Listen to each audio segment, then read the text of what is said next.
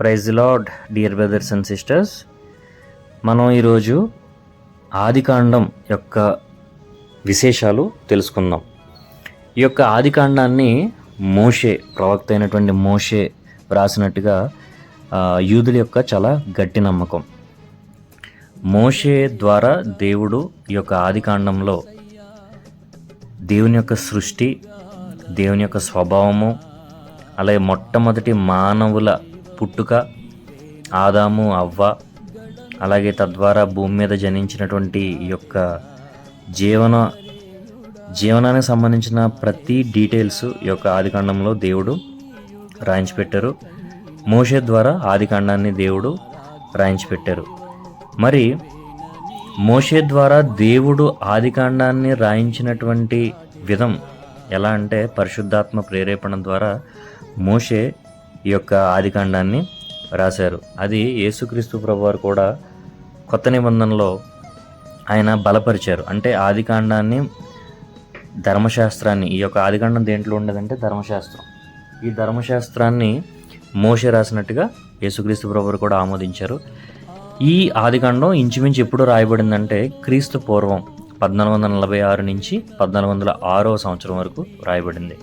అంటే ఎందుకు అంటే, ఇదివరకు క్రీస్తు పూర్వంలో సంవత్సరాలు మొదటి నుంచి పైనుంచి కిందకి లెక్క పెట్టేవారు. సో ఈ యొక్క ఆదికాండం రాయబడిన సంవత్సరం ఏది అని అంటే, మనం క్రీస్తు పూర్వం 1446 నుంచి 1406 సంవత్సరాలు, 6వ సంవత్సరం, అంటే ఇంచుమించు 40 సంవత్సరాలు ఈ యొక్క ఆదికాండాన్ని రాసినట్టుగా మనం చెప్పుకోవచ్చు.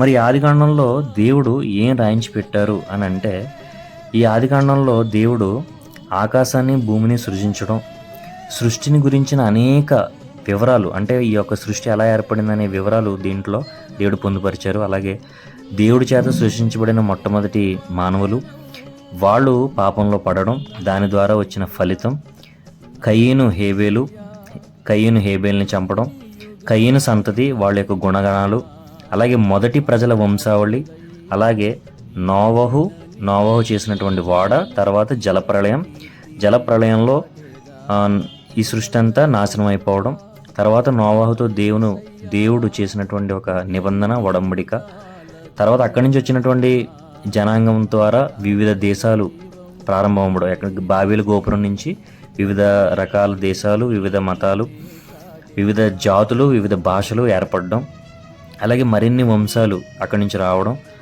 అక్కడి నుంచి the most important character Abraham మనం యొక్క ఆదికాండంలో చూస్తాం. అబ్రహాము ఎలాంటి వాడు? అబ్రహాము దేవుని పిలుచుకోవడం, దేవుని పిలుపుకు ఆయన శిరస వహించడం, అలాగే తన కుమారుని బలివ్వడానికి కూడా సిద్ధం అవ్వడం, అలాగే ఈజిప్టులో అబ్రహాము, తర్వాత లోతు, అబ్రహాము కలిసి వెళ్ళడం, ఆ తర్వాత వాళ్ళ యొక్క సంపదల ద్వారా, పనివాళ్ళ ద్వారా వచ్చిన గొడవ ద్వారా వాళ్ళిద్దరు విడిపోవడం, అబ్రహాం లోతును రక్షించడం,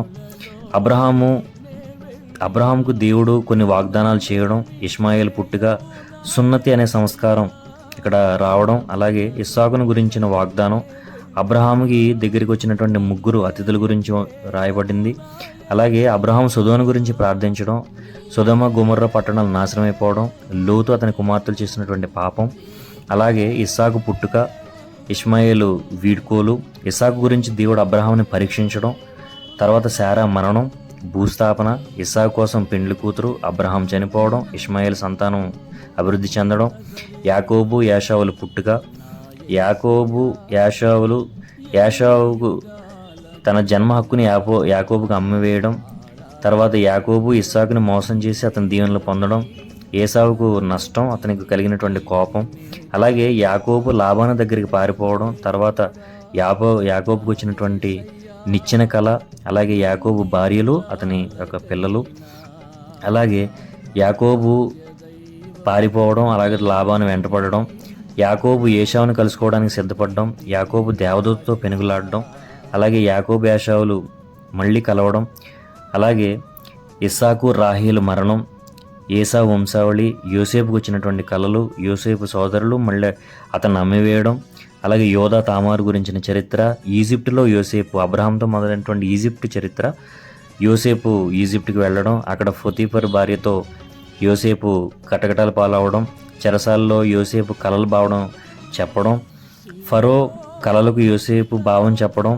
అలాగే యోసేపు ఈజిప్ట్ ప్రధానమంత్రిగా దేవుడు అతన్ని ఏర్పరచుకోవడం, అలాగే యోసేపు అతని సోదరులు ఈజిప్ట్ రావడం, యోసేపు తను తెలియపరచుకోవడం, అలాగే యోసేపు సోదరులు యాకోబును ఈజిప్ట్కి యోసేపు తీసుకురావడం, యాకోబు ఫరోని కలుసుకోవడం, ప్రధానమంత్రిగా యోసేపు చేసినటువంటి పనులు, యాకోబు యోసేపు కుమారులను ఆశీర్వదించడం, యాకోబు తన సొంత కుమారులను ఆశీర్వదించడం, తర్వాత యాకోబు మరణం, అలాగే ఈజిప్ట్లో యోసేపు బతికినటువంటి చివరి రోజులు.